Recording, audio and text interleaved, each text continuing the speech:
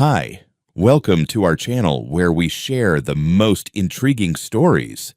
He bought a farm to escape the noise, seeking peace, not war.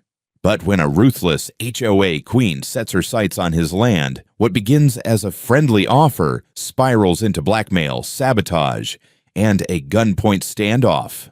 One man, one dog, and 150 acres worth fighting for. I bought the farm because I wanted silence. Not the kind you get in a city apartment at 3 in the morning when traffic finally dies down, but real silence. The kind where the loudest thing is wind moving through apple trees and the occasional irritated buzz from a bee that thinks you're too close to its business. 150 acres in rural Georgia will give you that, especially when the nearest subdivision is still far enough away that you can pretend it doesn't exist. For the first year, it almost felt like cheating. I woke up with the sun, worked until my hands hurt, and slept better than I ever did during my 15 years in the police K-9 unit. Rex adapted instantly. Retirement didn't bother him one bit. He treated the farm like a patrol zone he'd been assigned permanently, making his rounds, supervising the workers, and positioning himself strategically wherever he could see everything at once. Old habits die hard even when you've got 4 paws. The trouble arrived wearing a perfect smile and expensive shoes. The first time Vivian Thatcher drove up my gravel road, I assumed she was lost. Black SUV, spotless, the kind of vehicle that never met a dirt road voluntarily. She stepped out like she was walking onto a stage. Tailored blazer, sunglasses big enough to hide half her face, confidence radiating off her like heat. She introduced herself as the president of the Peachtree Estates Homeowners Association, which already told me more than she probably intended. She talked fast, smiled a lot, and wasted no time getting to the point. She said my land was strategically positioned for future development. She said the market was hot. She said words like opportunity and win-win so often they started to sound like threats. Then she named a number, $800,000, for 50 acres on my eastern boundary. I let her finish. Years with suspects taught me that people reveal more when you don't interrupt them. When she finally paused, waiting for gratitude, I told her no. Simple, polite, final. Her smile didn't crack. Not that day. She nodded, thanked me for my time, and left like someone who expected to be back. 6 months later, she was. Same driveway. Same SUV. Same smile, just tighter this time. The number jumped to $1,200,000. She framed it like a favor, like she was rescuing me from a future I didn't understand. I told her the same thing I told her before. I didn't buy the farm to sell it. That was when her tone changed, not overtly. She didn't raise her voice or threaten me outright. She just tilted her head and said that properties like mine often ran into unfortunate complications when surrounded by organized communities. Inspections, complaints, compliance issues, all said sweetly, like she was offering advice. I asked her to leave my property. After that, the letters started. First came the anonymous complaints. Someone reported the smell of fertilizer. Someone else claimed my bees were aggressive and unlicensed. Another said my dog was dangerous and roaming without restraint. Each complaint triggered a visit. Each visit ended the same way. Paperwork checked, licenses confirmed, apologies issued. Rex sat through every inspection like a statue, ears up, eyes tracking every movement. The officers always noticed him. Some smiled. A few asked if he was still working. I told them he was retired, same as me. That usually earned a nod of understanding. I started keeping records, dates, names, case numbers, photos. Old habit again. You don't survive long in police work without learning to document everything, especially when things don't smell right. The humor of it all hit me one afternoon when an inspector apologized for yet another complaint while standing ankle-deep in perfectly legal, properly managed farmland. He looked embarrassed. I told him it wasn't his fault. He was just the messenger. The problem wasn't the system, it was the person abusing it. I didn't have proof yet, just a pattern. A few weeks later, a certified letter showed up in my mailbox. Law firm letterhead, formal language. Allegations of a property boundary dispute dating back decades, a claim that a survey from the late 1980s was flawed and that 50 acres of my land might not legally be mine. That was the moment the quiet stopped feeling peaceful and started feeling like the calm before something ugly. I stood on my porch reading the letter while Rex sat at my feet, staring out over the orchard like he already knew what kind of trouble was coming. I folded the paper carefully, went inside, and pulled out my old folders, the ones I hoped I'd never need again. If Vivian Thatcher wanted to turn my farm into a battlefield, I wasn't going to pretend I didn't recognize the signs. I had walked away from one career built on confrontation. I didn't walk away from the instincts that kept me alive in it. And I wasn't about to let someone with a clipboard and a homeowners association test how much ground I was willing to give up. The thing about legal letters is they're not meant to make sense. They're meant to scare you.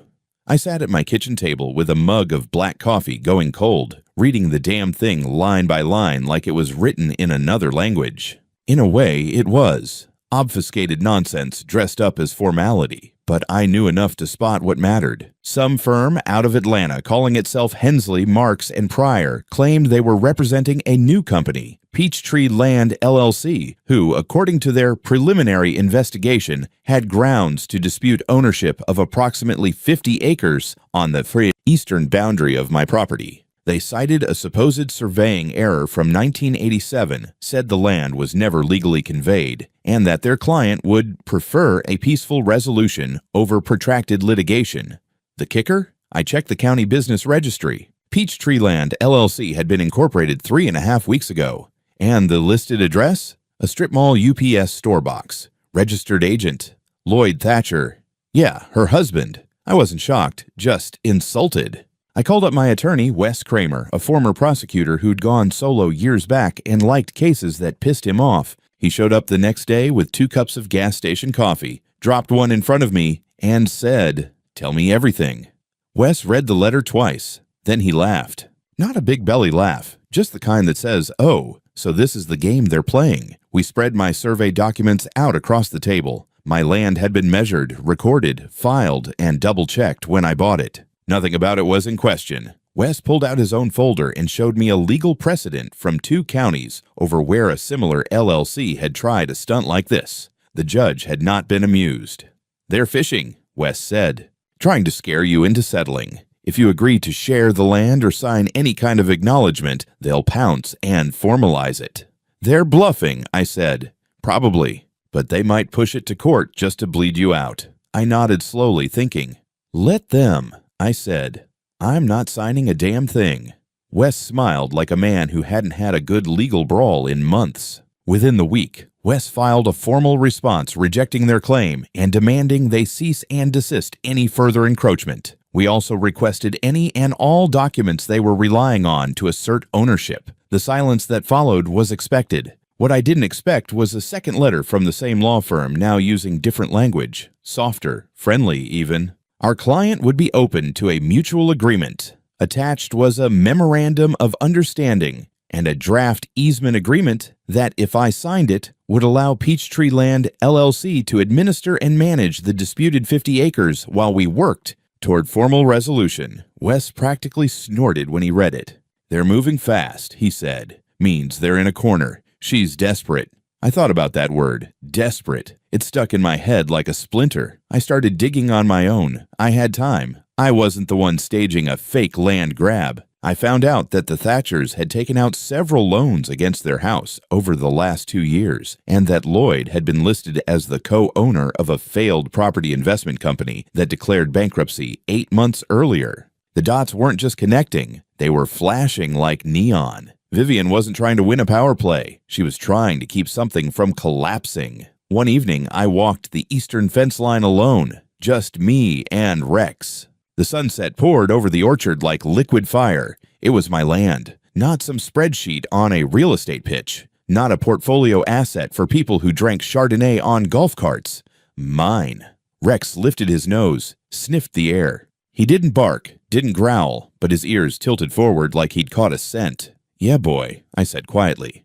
"They're coming."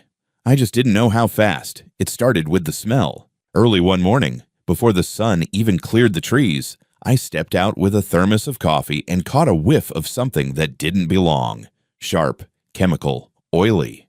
Not manure, not fuel. Something industrial. I followed it, boots crunching through dewy grass, past the first rows of apple trees toward the wellhead near the barn. That's where I found them. 3 black trash bags dumped right next to the pump house, split open, leaking. The contents looked like they'd been scraped off the floor of a machine shop. Solvent cans, rusted bolts, paint thinner, empty pesticide bottles. Most of it labeled, some not. My stomach clenched. Whoever did this knew exactly where to put it. Next to the well meant the water supply could be in question. They didn't need actual contamination, they just needed suspicion. I checked the cameras. The one facing the wellhead had been turned, physically twisted sideways like someone reached up and palmed it while standing on something. They weren't amateurs, but they weren't professionals either. I found another camera further up the fence line that caught the corner of a vehicle pulling in around 2:43 a.m. Black SUV. Couldn't make out plates. Too dark. Too fast. By 8 that morning, a white truck with the county seal rolled up. Environmental inspector said they received an anonymous tip about illegal chemical dumping. I showed him the mess, then handed him a folder with property surveys, disposal records, and the footage. He wasn't hostile. In fact, he seemed uncomfortable. "I've been out here before," he muttered. "This doesn't line up." "Doesn't need to," I said. "It just needs to raise flags." He took samples, photos, measurements, then promised to file the report by the book. Before he left, he turned back and asked, "You got enemies?" "Just neighbors," I said. "Some louder than others." 4 days later, I got a visit from the fire marshal. It was around 2 in the afternoon when one of my workers, Carlos, ran toward the house, shouting, "Smoke." I grabbed the extinguisher and sprinted. One of the older storage barns on the north edge was coughing black smoke out its vents. By the time we got the hoses running, flames were licking the rafters. We kept it from spreading, but the inside was scorched. Wooden crates, old equipment, insulation, gone. The next day, the investigation started. The fire crew found what looked like a broken bottle near the base wall coated in some kind of residue, accelerant. Someone had tossed a Molotov cocktail. Targeted, the marshal said. Not random, not electrical. I didn't sleep much that night, neither did Rex. He patrolled the property like he was back on duty, ears twitching at every snap of a twig. I set up new trail cams, this time with battery backups and hidden angles, motion-triggered lights, remote cloud storage, the whole package. This wasn't vandalism anymore. This was a campaign. Then came the third hit. Carlos was working near the western fence line, repairing a gate, when he spotted movement outside the property. A woman, blonde hair, tall, holding a tablet or maybe a phone, angling it toward the barn that had burned. When she saw Carlos watching, she turned and walked fast back toward a parked sedan across the road. He had the sense to take a picture. The image wasn't perfect, but it was enough. Vivian Thatcher. No SUV this time, just a silver Toyota with no plates. I didn't know if she thought we were stupid or if she just didn't care anymore. The same day, another letter arrived. This one was more aggressive. Claimed I'd failed to secure hazardous materials, that my negligence posed a public threat, and that if I didn't cooperate with their proposed settlement within 10 business days, they'd escalate to civil court. The balls on these people. I sat at my desk that night, staring at the letter. Rex curled at my feet like a sentry. I thought about the quiet war she was waging, the timing of the dumping, the arson, the inspections, the camera, the drive-by surveillance. This wasn't just about land. This was about breaking me down piece by piece, financially, emotionally, legally, until I gave her what she wanted. I could feel it in my bones. This wasn't her first rodeo, but it sure as hell was going to be her last with me. I wasn't backing down, but I also wasn't waiting anymore. It was a Thursday morning, early September. The air had that edge of summer gasping its last breath. Hot, but not blistering. Apple harvest was in full swing, and the trees were heavy with fruit, branches bowing just enough to remind you how fast a year passes. I was out in the orchard with 3 of my seasonal guys, Miguel, Carlos, and David. Good men, reliable. Carlos was cracking jokes in Spanish while hauling crates. Miguel, focused as ever, moved with a rhythm like he'd done this his whole life. David had his radio clipped to his shirt, blasting Johnny Cash like it was the damn national anthem. Rex was under one of the shade trees, tongue out, eyes half-lidded like he was asleep. But he wasn't. That dog could be dead still for 30 minutes and still track a fly fart from 50 yards. 15 years of K9 work doesn't just switch off because you're retired. Around 10 o'clock, I heard the crunch of tires on gravel. I looked up toward the entrance road and felt my gut tighten. Black SUV, same make and model I'd seen on the blurry footage. It rolled up like it had every right in the world to be there. Tires kicking up dust. windshield reflecting just enough sun to make it impossible to see the driver's face until it stopped. The door opened, and there she was. Vivian Thatcher. Same sunglasses, same power walk, same dead-eyed realtor, smile that didn't reach past her cheekbones. But something about her felt different. She was alone. No clipboard, no assistant, no we. This time, just her, a slim leather folder and a bag slung over her shoulder. I stepped out from the rows of trees and started walking toward her. "You're trespassing," I called out before she said a word. She didn't flinch. "Mr. Rivers," she said, like we were meeting for brunch. "Let's not do this again. I'm here to resolve things. Permanently." I kept walking, stopping a good 10 feet from her. "You've got about 30 seconds to leave my property." She opened the folder. Inside was a stack of documents, typed, stamped, pre-folded with a little sticky note on where to sign. She held it out like she was handing me a takeout menu.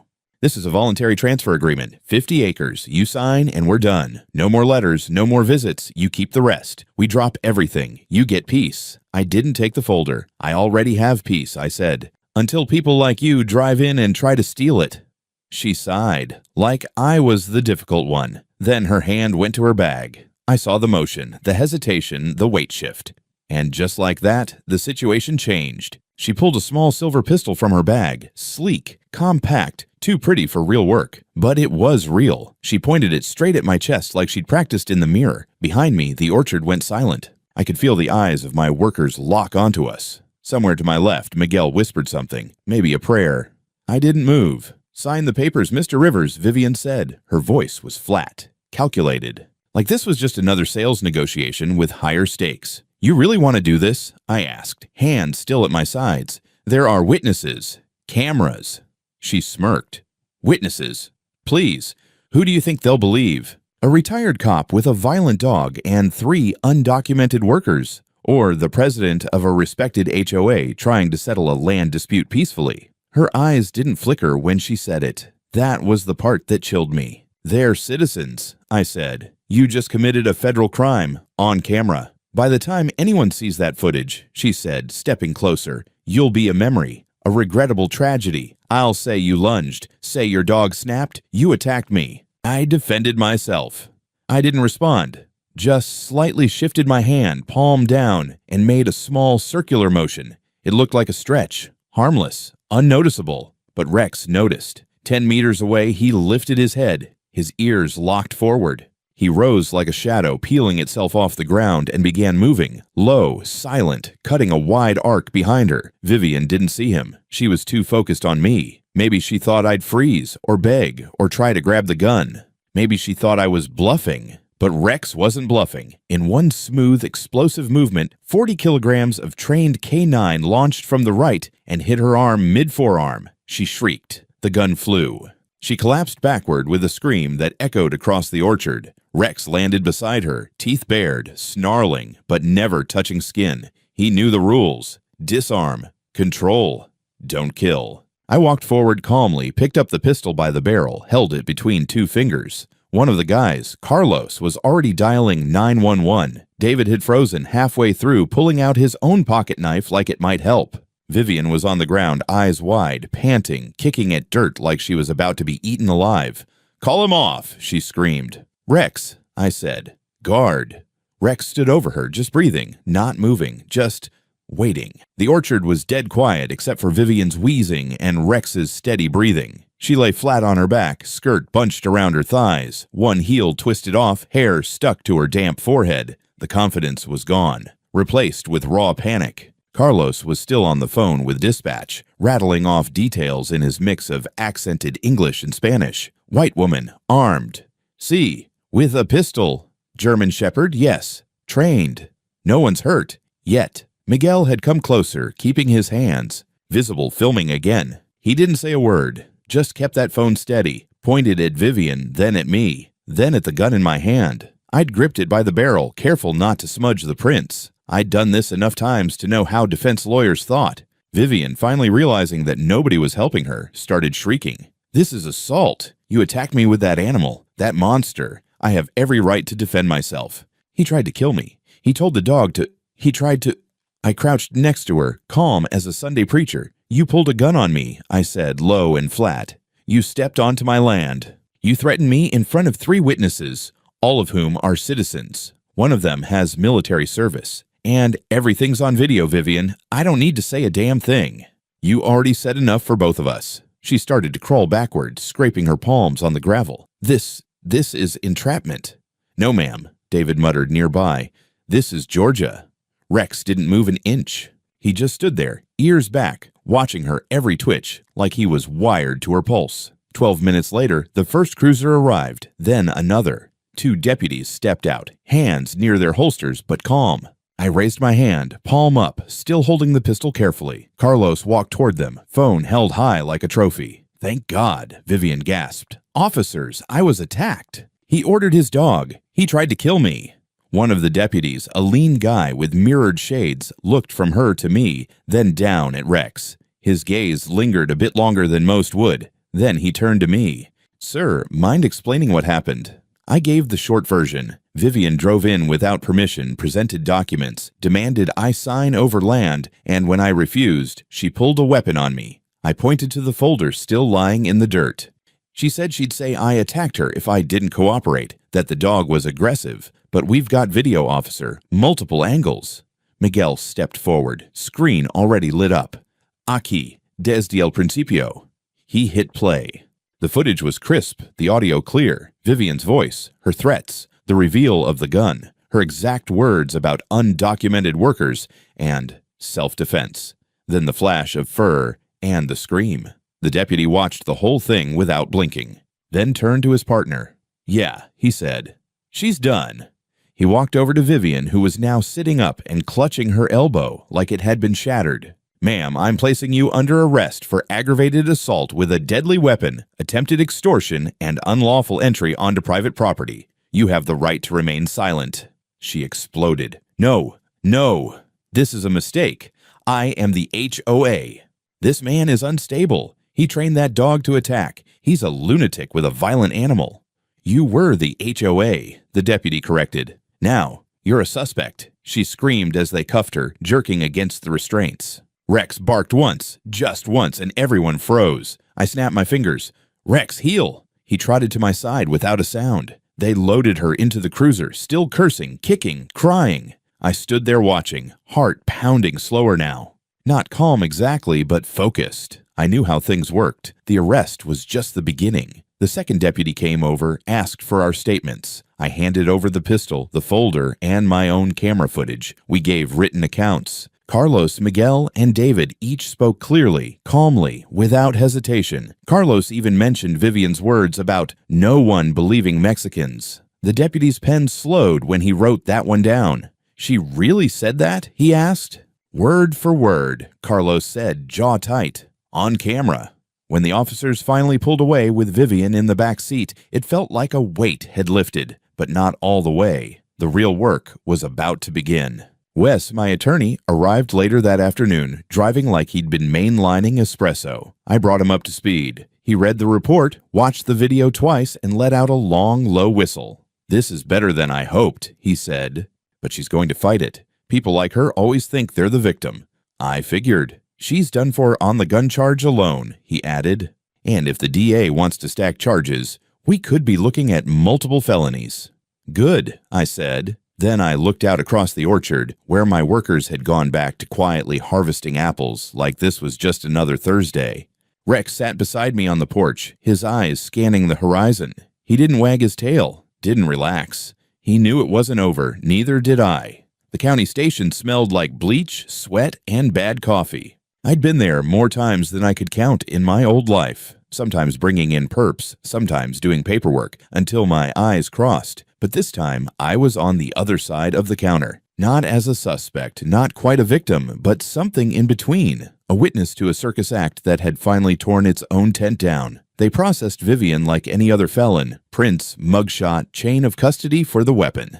I watched through the one-way glass as she sat in the holding room, mascara streaked and dignity long gone. The woman who'd strutted onto my land with a loaded pistol now looked like she was waiting for someone to tell her it had all been a prank. Wes and I had been invited down to assist the investigation, which really meant supplying more documents, confirming statements, and giving the detectives access to our recordings. The DA's office had picked up the case fast. Vivian's name wasn't just known in HOA circles. She'd also made enemies in the planning department over the years. Turns out she wasn't so great at hiding her gray area tactics. Miguel, Carlos, and David had come in earlier to give their official statements. I caught up with them briefly in the parking lot as they were heading out. Carlos gave me a tired thumbs up. Miguel just muttered, "She's toast." David smiled, the kind of smile veterans get when someone finally steps on their own landmine. Inside, the detectives walked us through what they'd started to uncover. The gun Vivian used, unregistered, bought through a private sale, no paperwork, illegal in Georgia, strike one. Then came the documents she brought that day, the so-called transfer papers. Their watermark was a fake. The notary signature was forged. The county stamp was printed, not embossed. The folder even included a stapled map of my orchard with red scribbles marking clearing zone and access route. Strike two. But the home run came from her car. When they impounded her vehicle, they found a binder in the passenger seat. Tabs labeled with names I recognized, neighbors, nearby property owners, people who'd been at city zoning meetings. Each had notes. Under my name, it read, "Is a dog still responsible? Angle? Garbage or fire is a lever of pressure. Rural tax audit, possible nuisance case. Offer him a ransom under duress." Wes leaned in, eyes narrowing. "This isn't a land dispute," he said.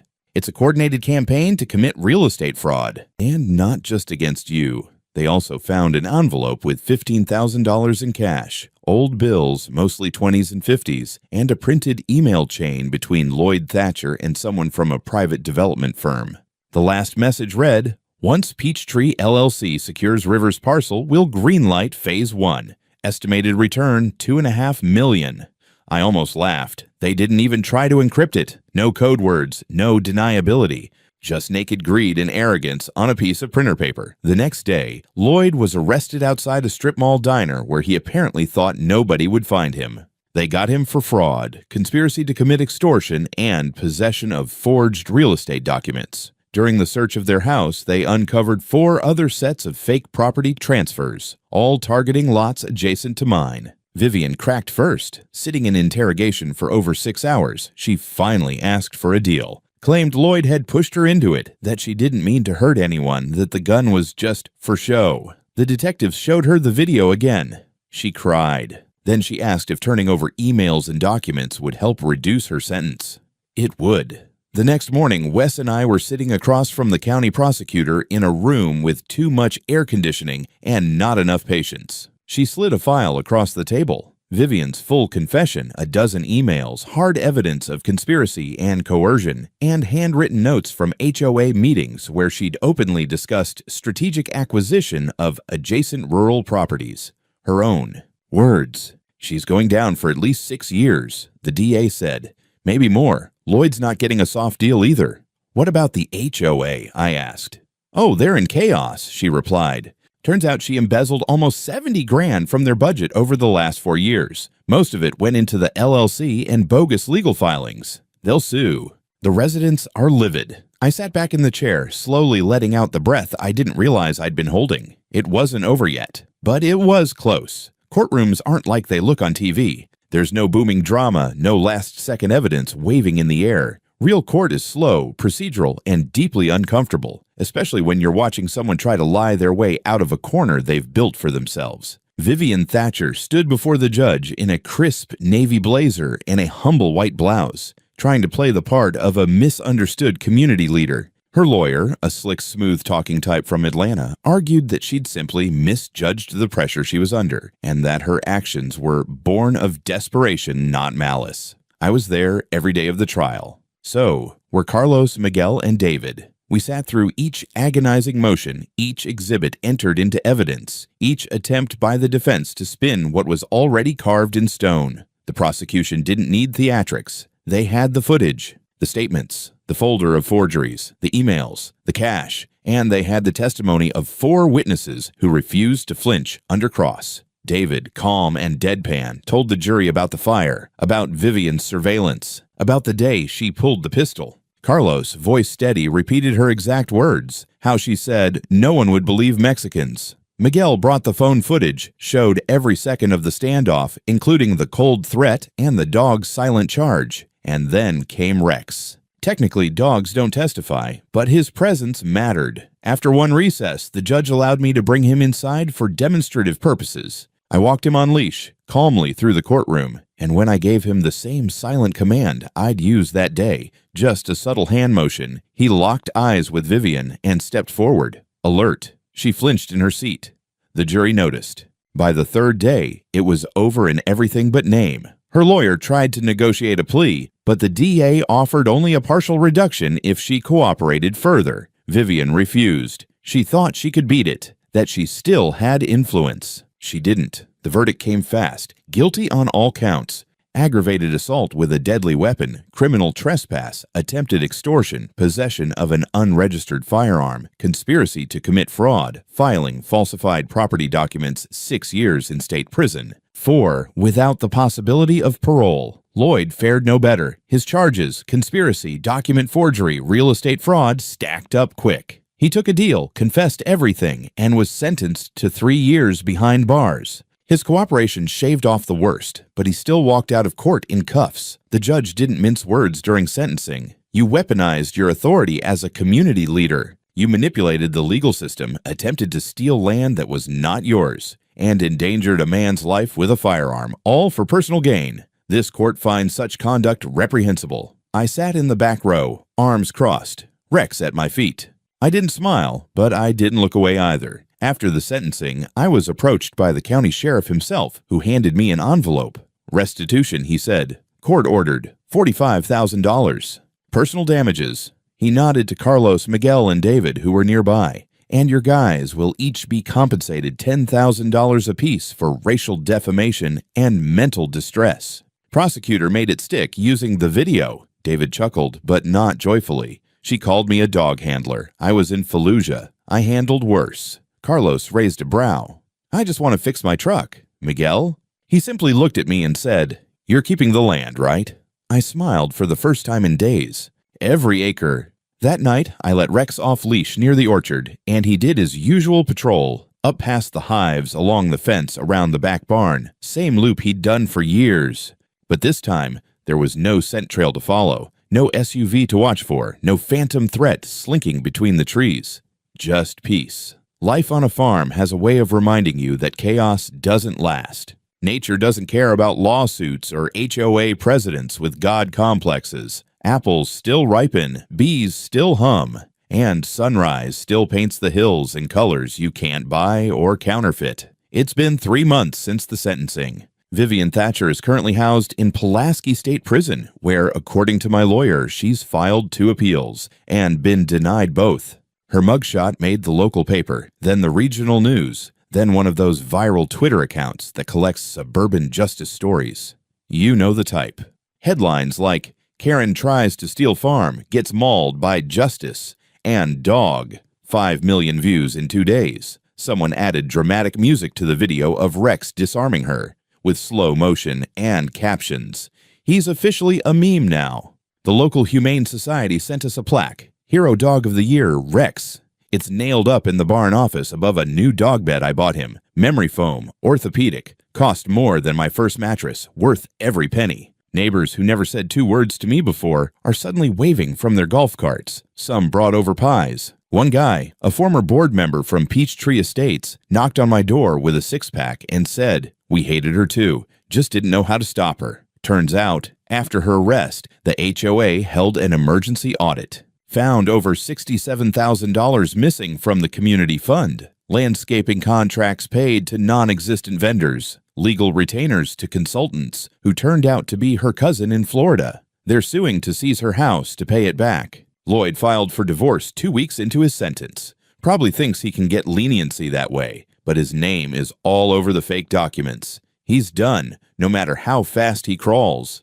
As for my farm, it's never been quieter. I hired Miguel, Carlos, and David on full-time, gave them each a raise and permanent contracts. Miguel handles the orchard. Carlos learned beekeeping faster than I ever did. David's taken over all the equipment maintenance and rebuilt the burned barn into a proper workshop. Carlos fixed his truck, then helped David fix his. then taught Rex how to climb up into the passenger seat without needing a running start. They go on drives together now, checking fence lines, patrolling like it's some kind of neighborhood watch. Rex has slowed down a bit. Not much, but enough that I notice. His muzzle's going gray. His joints get stiff after rain, but the spirit's still there. The same eyes, the same discipline. Every time I make that silent command with my hand, he looks up like he's ready to jump through hell again if I asked. I don't ask anymore. He's earned his rest. Sometimes in the evenings, I sit on the porch with a glass of whiskey and watch the sunset